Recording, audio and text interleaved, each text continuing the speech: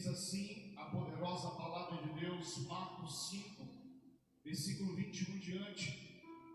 E passando Jesus outra vez num barco para outra banda, ajuntou-se a ele uma grande multidão, e ele estava junto do mar.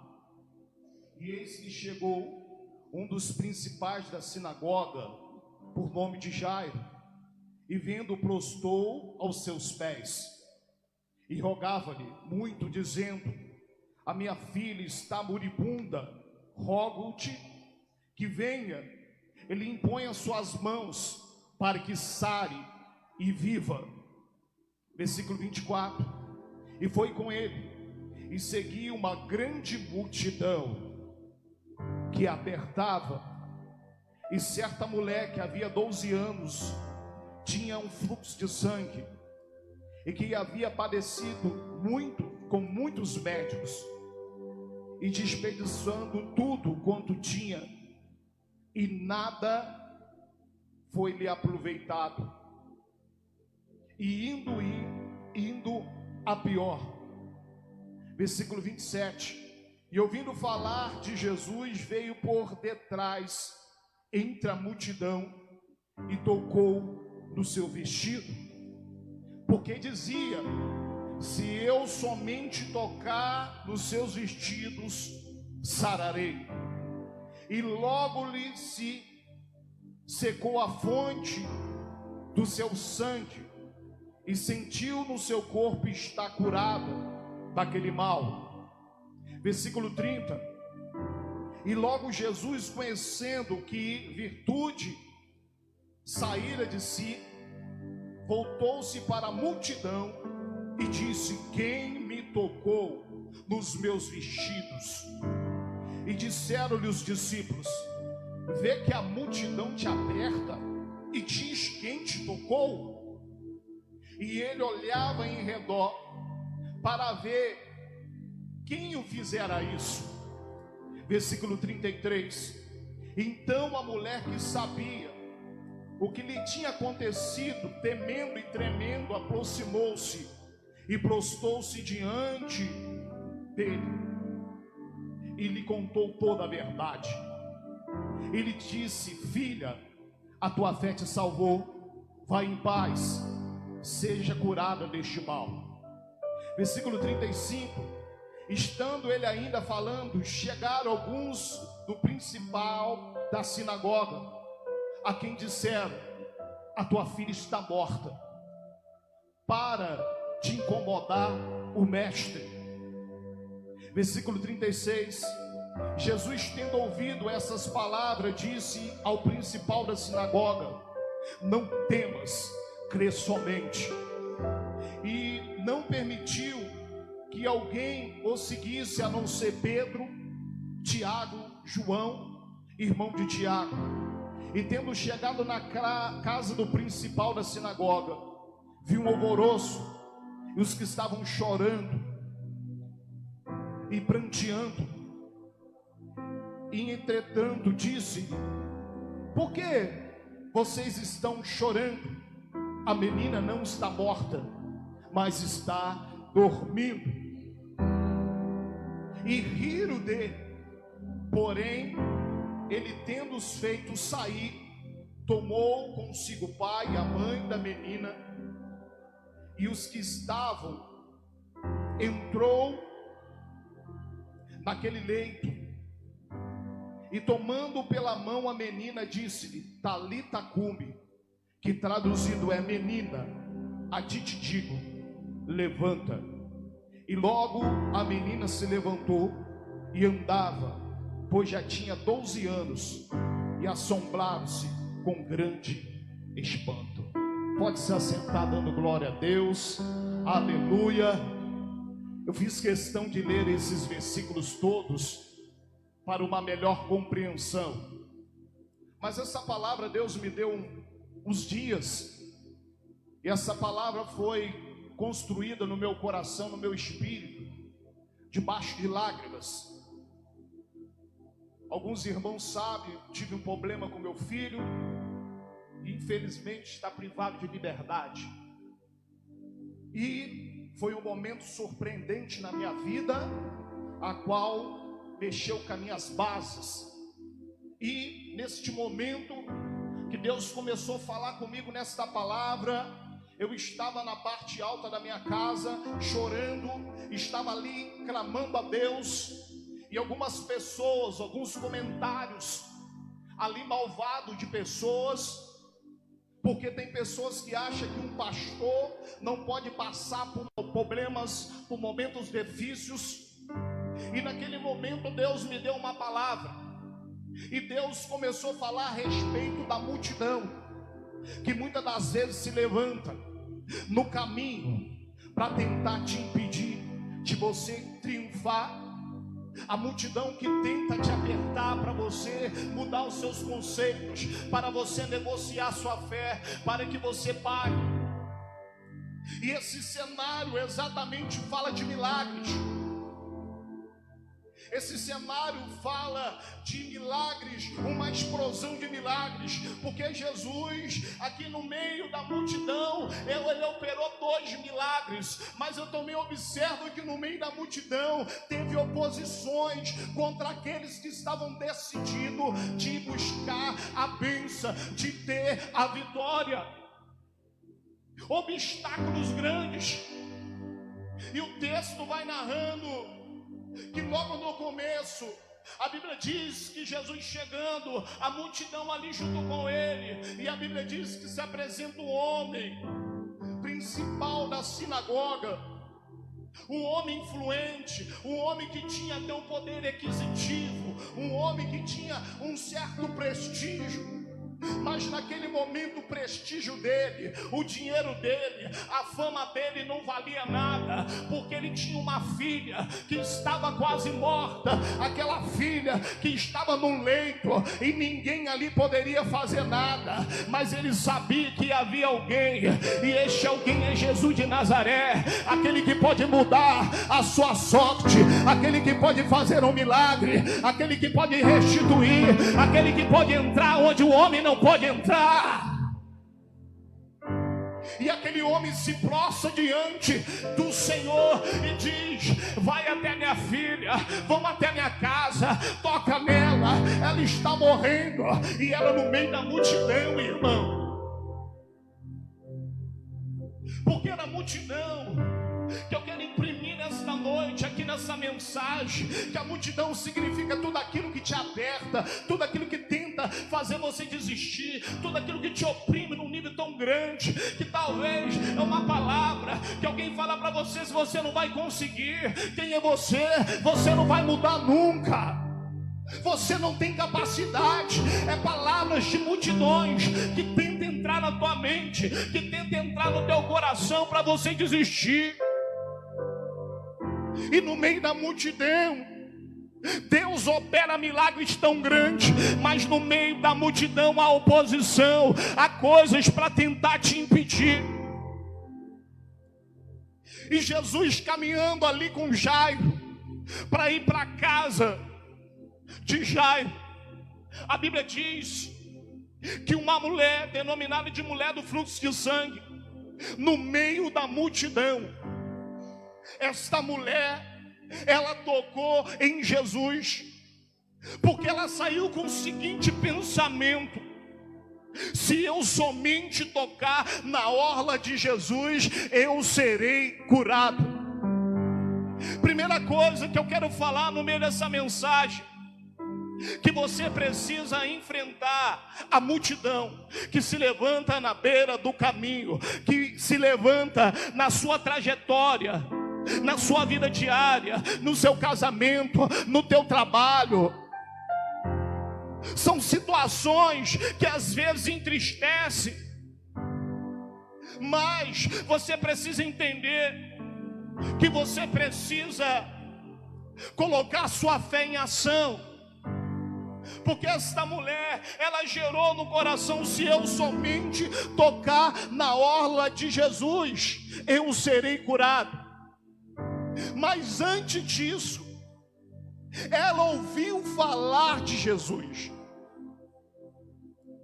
É o primeiro ponto que você precisa entender, Porque todos estamos aqui, porque ouvimos falar de Jesus. Jesus já fez um milagre na nossa vida e Ele está continuando a fazer milagres. Mas não é somente ouvir falar de Jesus, mas é preciso prosseguir, é preciso ir até o Senhor. Ela não somente ouviu, mas mais do que isso, ela foi até a Jesus. E em terceiro lugar, ela entrou no meio da multidão. Ela ouviu falar, ela saiu do comodismo, ela saiu da posição que ela estava e ela enfrentou a multidão.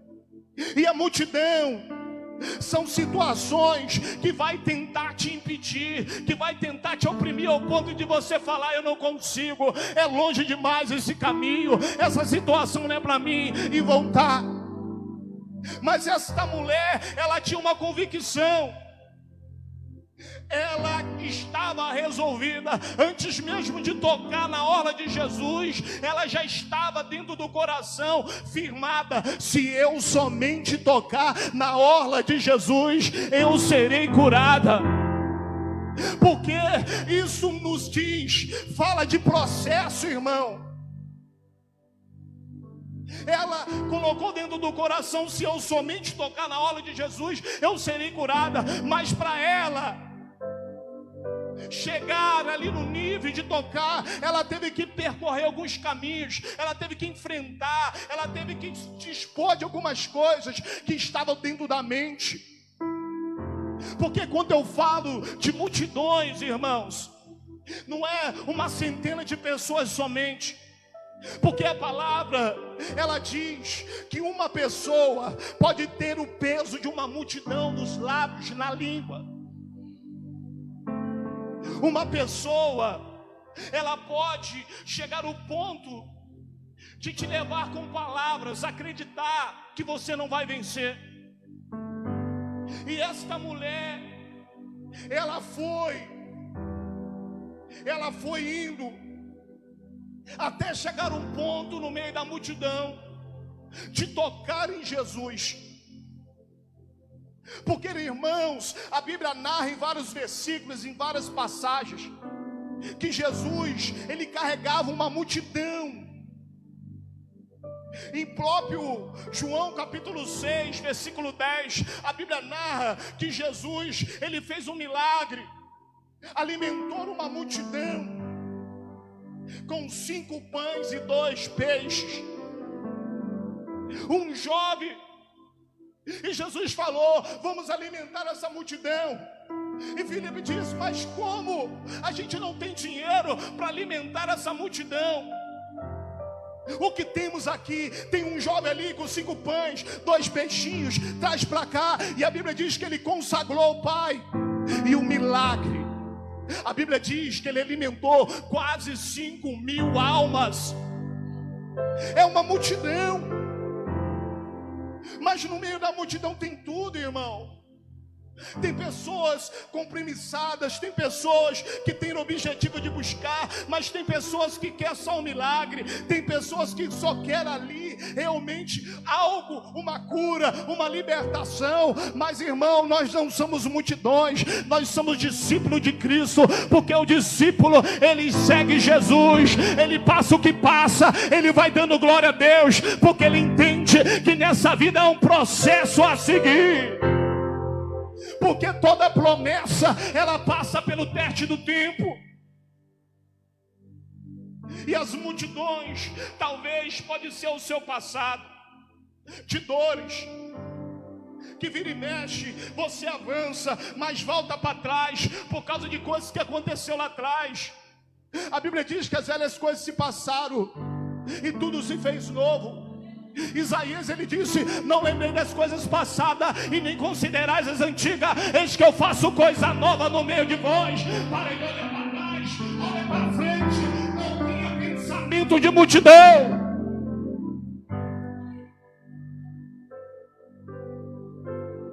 Ela tocou em Jesus, Jesus disse: quem me tocou?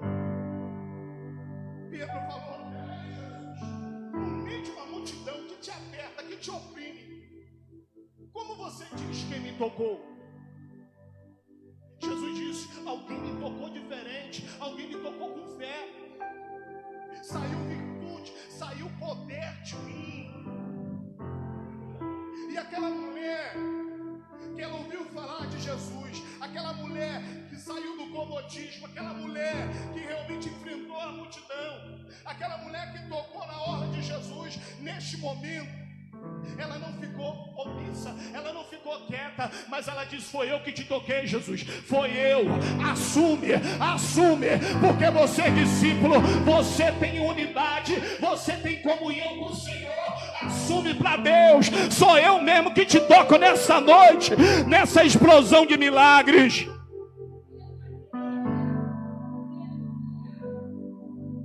No meio da multidão. Mas o interessante, irmãos, que esse primeiro ponto fala de fé para vencer a multidão. Porque o inimigo, ele inverte pesado certos momentos. E vai ter momentos que o inimigo vai tentar abalar os seus sentimentos, vai tentar abalar a tua mente, vai tentar entrar de uma tal forma para você virar um crente almático, de perguntar: Deus, por que isso está acontecendo? Mas um crente em Cristo Jesus, ele precisa ter maturidade de entender que tem coisas na vida que vai acontecer, que tem coisas que são permissão de Deus, e tem coisas que vai ser a semeadura de cada pessoa. Porque a semeadura, quem tem maturidade, entendimento, diz entender que precisa semear, semeia. Mas aquele que acha que não é obrigatório semear, ele não semeia. Mas a partir do momento que semeia, a colheita, ela é obrigatória. Porque aquilo que você planta, você vai colher. Seja no lado bom, no lado negativo. Da colheita, ninguém pode fugir a partir do momento que alguém semeia. Então isto é maturidade. Porque a Bíblia diz: aquele que pensa estar de pé, olhe para que não caia. Porque o inimigo, muitas das vezes, ele vai tentar entrar no seu casamento, vai tentar entrar no seu relacionamento, ele vai tentar entrar na tua família. Então você não pode abrir a porta para o inimigo. Porque de repente, uma bobeirinha, uma falta de vigilância, talvez pode custar o teu casamento, pode custar a tua família. Então, maturidade. E a Bíblia diz que Jesus ali curou esta mulher do fluxo de sangue e continua andando com Jairo para ir para a casa de Jairo. Mas no meio da multidão se levanta ali palavras, porque eu vejo que a multidão vai tentar matar a sua fé. Porque a Bíblia diz, Hebreus 11, 1, que a fé é o firme fundamento das coisas que se espera e a prova das coisas que você não vê. A fé é um firme fundamento, uma posição, uma firmeza de não abrir mão. Porque falar de fé na hora que tudo vai bem, aleluia.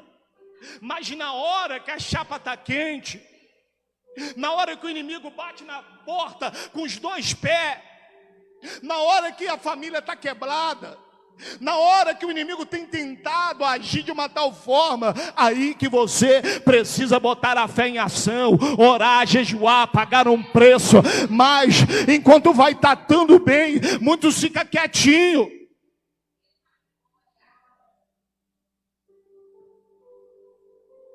E a Bíblia diz que Jairo caminhando com Jesus caminhando com Jairo, olha o que a multidão tenta fazer nos sentimentos, na nossa fé. Chega para Jairo e imagina: ô Jairo, Não incomode o mestre. A tua filha empacotou, morreu, não tem mais jeito. Não incomoda mais o mestre, não. Em algumas palavras, Jesus pode ir embora. E Jesus disse claramente: a tua filha não está morta, mas está dormindo.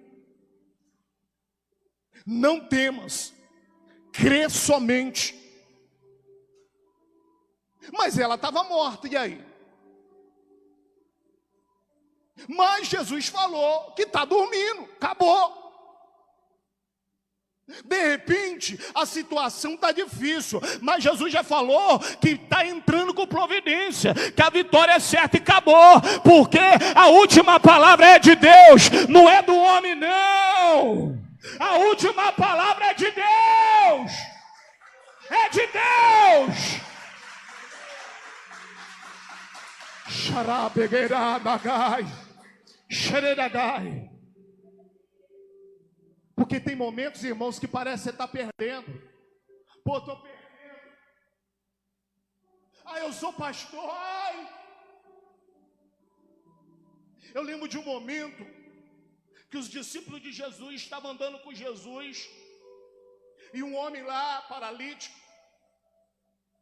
e os discípulos falaram: Jesus, o que fez este homem, seu pai, sua mãe, para que ele nascesse desse jeito? Mas Jesus disse assim: isso aconteceu para que manifeste a minha glória, para que manifeste ao meu poder. Tem coisa, é para Deus atuar, fazer um milagre lá naquele lugar, lá na família, e a gente não entende, porque talvez estava morto, mas Deus fez um milagre, Deus está operando.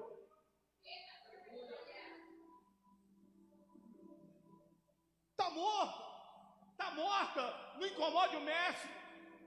Mas Jesus diz: crê somente.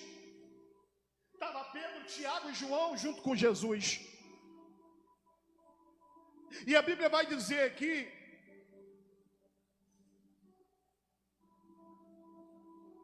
que essa multidão estava acreditando que não tinha mais jeito, mas Jesus falou que ela estava dormindo. E uma das coisas que eu pontuei aqui, que tudo depende da sua visão de fé. Tudo depende de como você consolida as coisas dentro de você. Tem crente que se viu um camarada com uma Glock, uma 765 ou uma 40, botar na cabeça e falar: nega o seu Deus. Ele fala agora. Mas tem crente que é firme. Se botar a arma na cabeça dele, ele vai falar: me mata. Porque depende da visão, irmão. A maioria de nós, estou falando evangélicos em gerais, nega Jesus na hora. Nega. Um camarada que não dizima, que não oferta, que não tem compromisso com a igreja, você acha que ele não vai negar Jesus? Não, só estou aí experimentando, mas eu sou da religião A, B e C, e não tem compromisso não. Vai negar na hora, irmão. Mas depende da sua visão, da tua maturidade, de entender os acontecimentos que estão acontecendo. Eu falei aqui, a semeadura, há um processo na vida, que a gente plantar, a gente vai colher. E a Bíblia diz que as pessoas riram de Jesus na hora que ele falou: ela está dormindo. Começaram a rir de Jesus.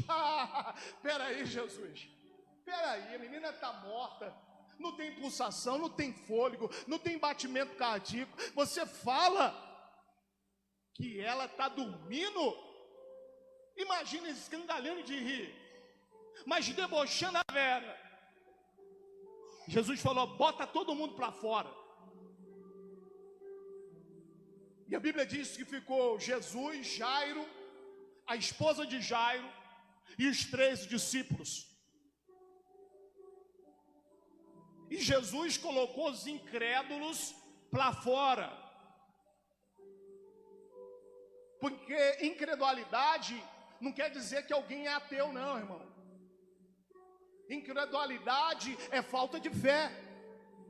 É falta de acreditar no milagre. Então, Jesus nos dá uma lição que certas pessoas podem contaminar a nossa fé. Pode trazer essas influências de multidão, de incredulidade à nossa vida. E a gente tem que peneirar quem vai andar conosco ou não. Irmãos, entenda, não é para fazer exceção de pessoas, mas tem pessoas que são aqueles que vão andar do teu lado, que você pode compartilhar coisas, que você pode falar coisas, que não vão ficar falando da sua vida para as outras pessoas. Mas tem pessoas que vão matar os seus sonhos. E se você não tiver maturidade, se você não for um crente já experimentado, talvez uma chama de incredulidade, algo pode te confundir, pode te parar. E Jesus mandou todo mundo sair para fora. E a Bíblia diz que Jesus diz Talita cum, que quer dizer levanta e anda, menina. Mas isso tudo foi num cenário de uma multidão, de obstáculos, de coisas que tentou roubar a vitória da mulher do fluxo de sangue e da filha de Jairo. Mas eles venceram a multidão. E você precisa vencer a multidão. A Bíblia fala de Marcos 10:46, fala de Bartimeu, conhecido filho de Timeu, um homem que vivia na beira do caminho mendigando, um homem que enfrentou a multidão, um homem que tinha uma capa. A capa naquela época, ela significava um documento, uma aprovação do Império Romano para alguém mendigar, para alguém estar mendigando. Era tipo um documento que a pessoa que vivesse nesta forma, mendigando, ou era alguém que não tinha uma saúde, que era cego, paralítico, eles tinham que ter uma autorização dos romanos para estar pedindo esmolas. E a capa era tipo um documento: eu sou miserável, eu não tenho condição, e eu necessito da ajuda de vocês. E ele vivia diariamente ali dependendo das pessoas para trazer uma oferta. Mas um dia a Bíblia diz que aprove o Rei da Glória, o Senhor dos Senhores, Jesus Cristo, passar por ali. E a Bíblia diz que este cego, ele começou a gritar.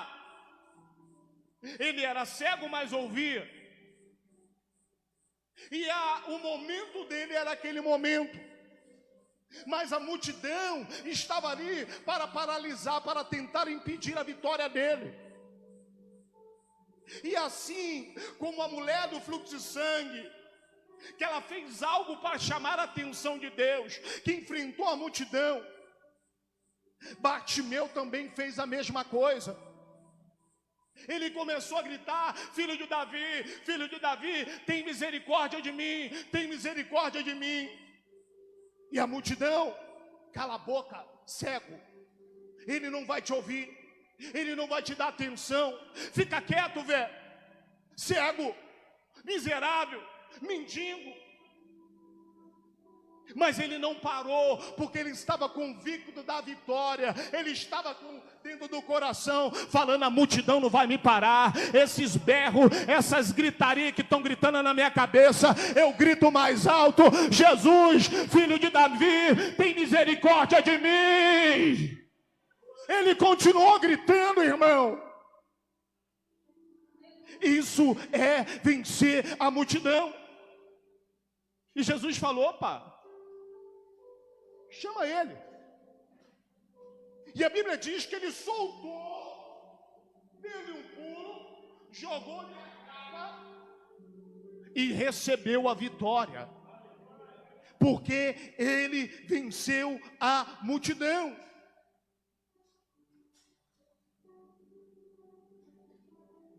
Uma das coisas que Deus falou comigo também, que nós precisamos vencer as concepções da multidão que se forma em nós. Porque concepções são coisas geradas, coisas que tentam entrar em nós. E a multidão, ela tenta trazer uma concepção maligna, alguma coisa que vai contra as promessas de Deus.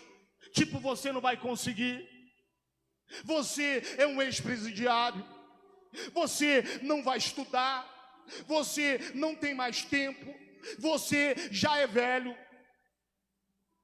Olha aí sua família como é que está, olha o seu casamento, já teve uma traição, já teve isso, já teve aquilo.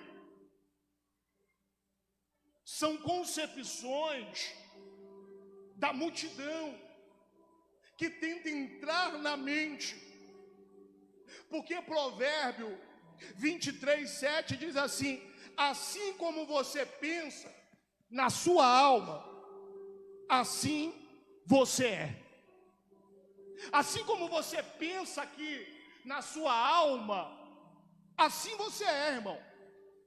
Se você fala: eu sou um derrotado, eu quero ser um crente mais ou menos, um crente montanha-russa, hoje eu estou em cima, amanhã eu estou embaixo, hoje eu estou em cima do muro sentado, amanhã eu estou no muro andando, amanhã eu estou na igreja. Ou você é igual, quer ser igual um crente girafa, o corpo na igreja, mas a cabeça no mundo. Ou um crente ninja, você está na igreja hoje, mas amanhã tu joga uma fumaça e some. Assim como imagina a sua alma, assim você é. Aquilo que você formaliza dentro de você, aquilo que você consolida dentro de você, é a sua formação, irmão. Por isso que é preciso se dar para a obra de Deus, irmãos. O que tiver para fazer, faz. É mergulhar, irmão. Porque o mundo, a multidão, quer nos aplicar, irmão, a voltar ao vômito, ao pecado. E a palavra de Deus tem se cumprido numa velocidade muito grande, irmão. O mundo não tem nada para nós. A nossa missão é ganhar almas, é evangelizar. Porque o que está reservado para nós é lá na glória. E nós precisamos entender, vencer essas concepções da multidão que tenta se instalar em nós.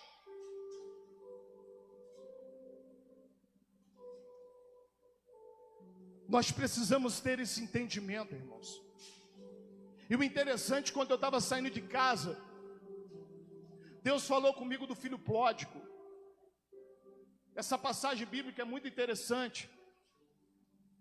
A Bíblia narra em Lucas 15, fala do filho pródigo, que chega para o pai e fala: pai, me dá minha parte da herança. Agora eu quero voar. Agora eu quero decolar. Aquilo que eu não fiz, agora eu quero fazer tudo. E o pai deu a parte da herança. E o filho foi embora. Estou com o dinheiro no bolso, estou legal, estou regado, mas ele gastou o dinheiro dele dissolutamente, com meretrizes, com prostituta, chegou ao ponto de ficar duro, ao ponto, o texto diz, que ele teve que trabalhar numa pocilga de porcos, para comer a comida dos porcos, para não morrer de fome. E o interessante, que quando você começa a quebrar as concepções do mundo, da multidão que se instala, você começa a voltar à sua origem, o seu propósito. Quantos já ficaram desviados um tempão? Mas chegou um momento que começaram a parar para pensar, falaram, o que eu estou fazendo aqui? Eu estou no lugar errado. E a Bíblia diz, em Lucas 15, 17, diz assim, então, caindo em si, ele pensou, quando os trabalhadores do meu pai têm pão com fartura, eu aqui morro de fome. Caiu em si, irmão. Você e eu precisamos cair em si. Tem alguma área que a gente precisa cair em si. E a Bíblia diz, ele pensou, ele falou, levantar-me-ei e irei ter com meu pai, direi, pequei contra o céu, diante de ti, já não sou digno de ser chamado de filho, mas me trata como um trabalhador seu. Olha como é que destrona as concepções da multidão. Analisa, o ser humano, que muitas das vezes é egoísta, o eu, o achismo fica em alta. Você imagina alguém que sai de casa cheio de dinheiro, gasta tudo, quebra. Qual o pensamento dele? Eu vou lá para o meu pai, eu tenho um parente que vai me esculachar, que vai falar um montão de coisa para mim. Ah, não volto não. Eu vou comer mato, vou beber água, comer caruru, mas eu não volto para casa, porque eu vou ser humilhado. Mas ele não. Ele começou a destronar as concepções dentro da mente, de multidão, de mundo. E ele falou, preciso voltar para o meu pai. Pequei contra o céu. Já não sou digno de ser chamado de filho, mas eu vou voltar. E ele gerou no coração e foi ao encontro no pai, e ele avistou o pai de longe, o pai avistou ele, e o pai de braços abertos recebeu o filho. E o interessante é que ele fala a mesma coisa, eu não sou digno de ser chamado de filho, me faz como um trabalhador seu, pai. E o que o pai fez? Mandou os servos pegar a melhor roupa, um anel, uma sandália, mandou matar um servo, um animal para fazer um churrasco, e disse, esse meu filho estava morto, mas reviveu. Esse meu filho estava perdido, mas foi achado. E ali começou uma festa. Mas as concepções de mundo, ela tenta entrar nos ambientes para matar as pessoas. E o irmão mais velho chega. O que está acontecendo aí? Festa, churrasco, música. Peraí. O seu irmão voltou. O irmão voltou. E ele do lado de fora, o pai do lado de dentro. O texto vai dizer que ele não quis nem entrar. Porque a concepção do mundo, da multidão, estava em alta na vida dele. E ele começou a tirar satisfação com o pai. Pai, eu estou contigo há tanto tempo. O senhor nunca matou um animal para fazer um churrasco. Pai! Concepções de multidão na mente, irmão. Você é nova criatura, você tem que perdoar, você tem que liberar perdão, você tem que entender que a nossa luta não é contra a carne e o sangue, mas sim contra principado e potestade. A luta é contra demônios, irmãos. Para com esse negócio, libera perdão, Para com isso, irmão. Ah, mas você não sabe o que aconteceu lá atrás. Irmão, era lá atrás. Tudo que você passou sem Cristo, passou. Agora, a partir do momento que você abraçou a fé, que você aceitou Jesus como único e suficiente Salvador, você precisa ter maturidade e entender que Jesus, Ele te perdoou lá na cruz, Ele deu a vida por você e por mim, Ele não ficou olhando para os teus erros que você fazia. Então para de ficar apontando o dedo para sua mulher, para o seu marido, para os teus filhos. Perdoe ele, ajude eles. Porque são as concepções da multidão que tenta nos impregnar. E a caminhada faz a gente vencer. Eu estava conversando com o apóstolo essa semana lá em casa. E eu falei, apóstolo, nesses 20 anos de comunidade evangélica, quase 20 anos, eu fui bem experimentado, eu fui bem treinado. E talvez não teria a estrutura que eu tenho hoje se tivesse outro ministério, eu não sei. Mas eu fui formado dentro desse ministério. E aprendi a passar por tantos problemas. Porque a Bíblia nos dá posição e entendimento sobre tudo. E interessante que a concepção de multidão tenta tomar a gente, irmão. Mas a gente não pode deixar. Se o filho pródigo continuasse com essa concepção, ele não chegaria em nenhum pai. Ele ficaria com o orgulho dele. Ah, não, vou ficar do meu jeito que eu estou mesmo.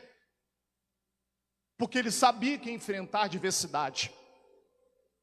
A multidão dentro de si, dentro do sentimento, dentro da alma, na mente, no coração.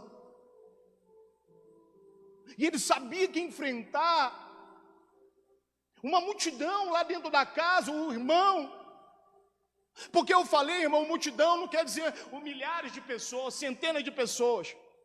Mas uma situação pode ter o poder de uma multidão, de tentar te neutralizar, de tentar te parar, de você pensar, não vou conseguir voltar para trás. E para finalizar, Deus falou de algo comigo também agora de noitinha.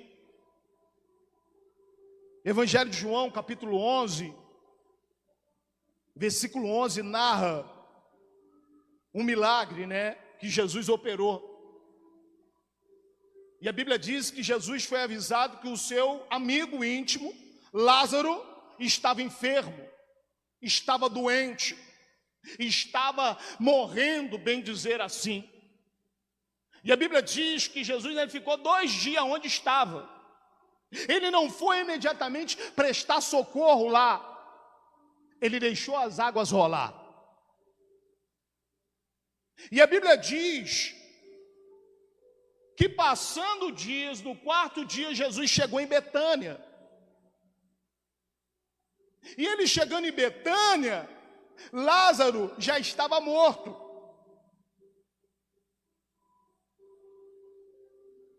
E a Bíblia diz que ele chegando lá, Marta chega para Jesus, concepção de multidão.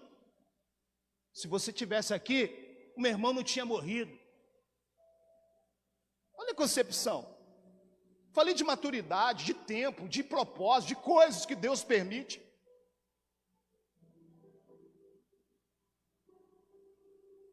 Aí não demorou muito, a irmã Maria também fala a mesma coisa. Se você tivesse aqui, o meu irmão não teria morrido. E a Bíblia diz que Jesus, o texto diz que ele chorou, foi um momento de tristeza, e havia uma multidão ali. Lázaro e a sua família era uma família muito conhecida, eles tinham um poder aquisitivo. Eles eram bem de vidas, digamos assim. E havia uma multidão. Mas Jesus diz: tirai a pedra. Mas ela disse: cheira mal, já tem 4 dias. E Jesus repetiu o que tinha falado antes: não te disse, creres, verás a glória de Deus?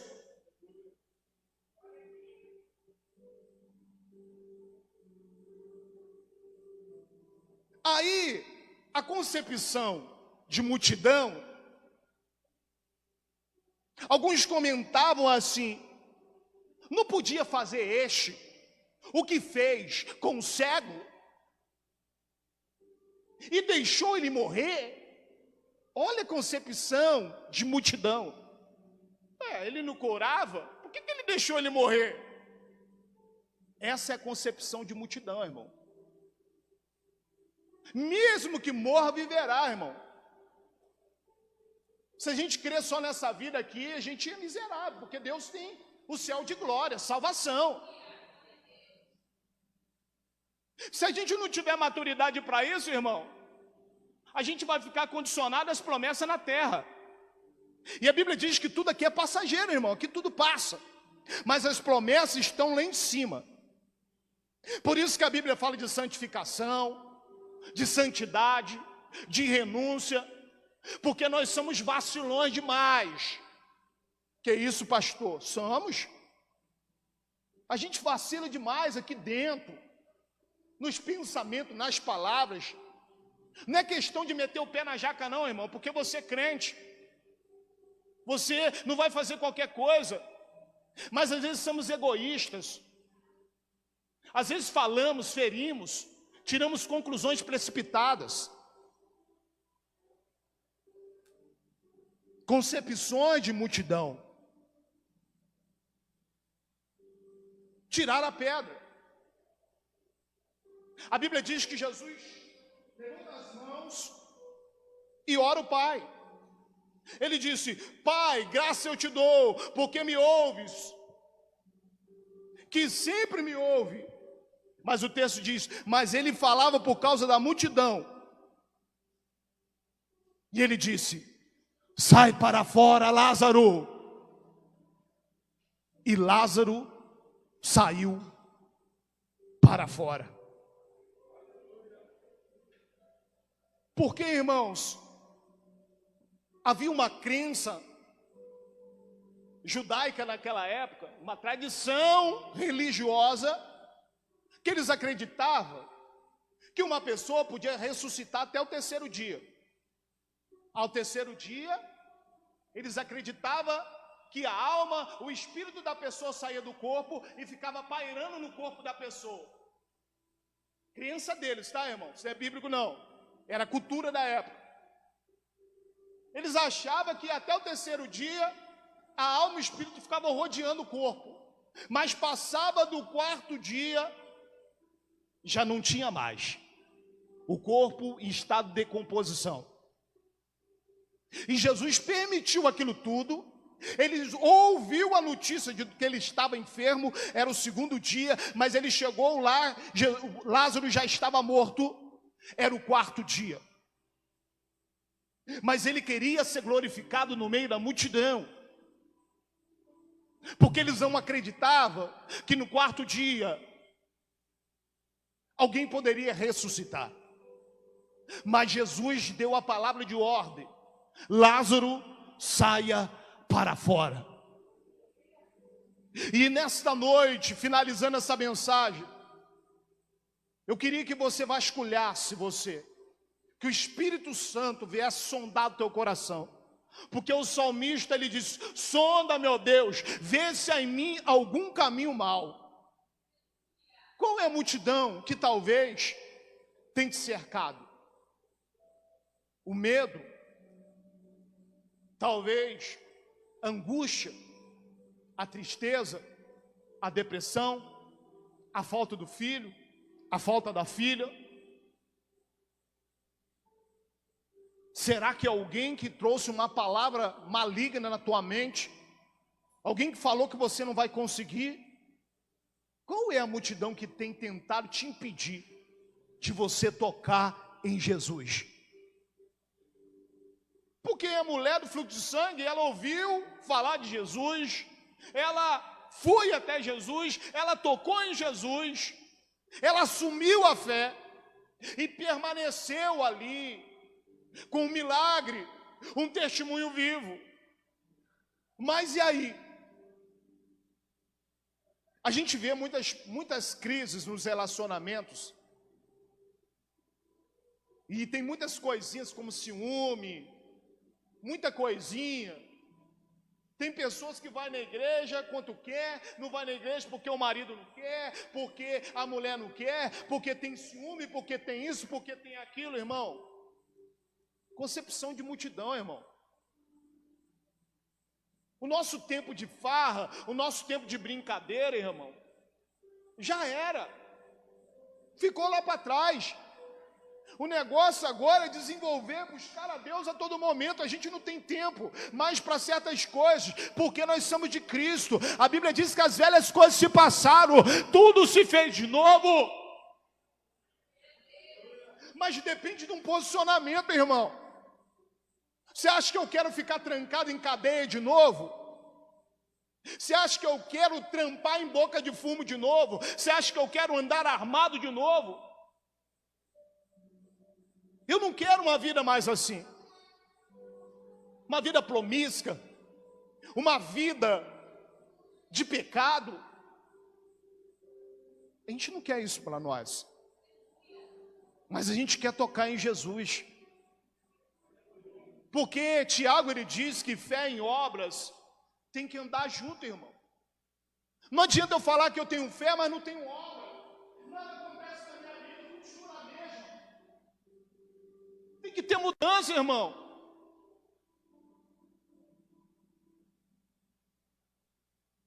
Tem que ter uma transformação, uma metanoia, uma mudança de mente, irmão. É Jesus. Ele é a fonte inesgotável. É o fundamento, é o cabeça da igreja. Eu amo Jesus. Eu amo o Pai, o Filho, o Espírito Santo. Temos momentos difíceis, sim. Mas não tem lugar para você ir mais. Só o Senhor tem palavra de vida eterna. Só Ele tem palavra de vida eterna, irmão. Eu quero te convidar a se colocar de pé.